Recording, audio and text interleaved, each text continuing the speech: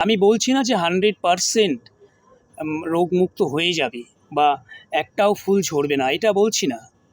আমরা চেষ্টা করব, আমি যেখানে সফলতা পেয়েছি সেখানে আপনারাও পাবেন। তাহলে দেখুন আজকের ভিডিওটা সম্পূর্ণ অর্গানিকভাবে, আমি রাসায়নিক কোনো কিছুই ব্যবহার করব না। অর্গানিক পদ্ধতির মাধ্যমে এই ফুলগুলো থেকে যেন আমরা লঙ্কা পাই, গাছে আরও প্রচুর পরিমাণে ফুল আসে, সেটার পদ্ধতি, সাধারণ পদ্ধতি তুলে ধরব আজকের ভিডিওতে।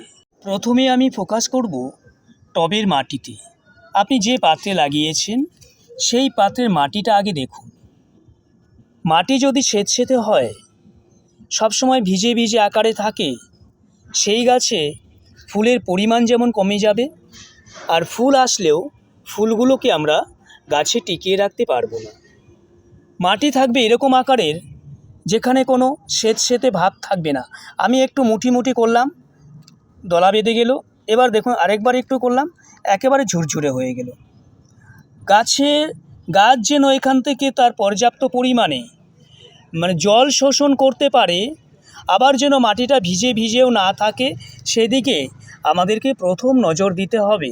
যে তথ্যটা আজকে আমি দেবার চেষ্টা করছি, শুধু লঙ্কা গাছের ক্ষেত্রে নয়, বাগানে যদি বেগুন গাছ থাকে এক্ষেত্রেও একই পরিচর্যা হবে, ব্যতিক্রমী কিছুই নয়।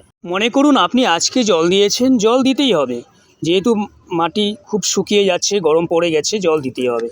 আজকে জল দেওয়ার পরে 3 দিন পর আপনি যে কাজটা করবেন, ওপরের অংশের মাটিটা হালকাভাবে খুঁড়ে দেবেন।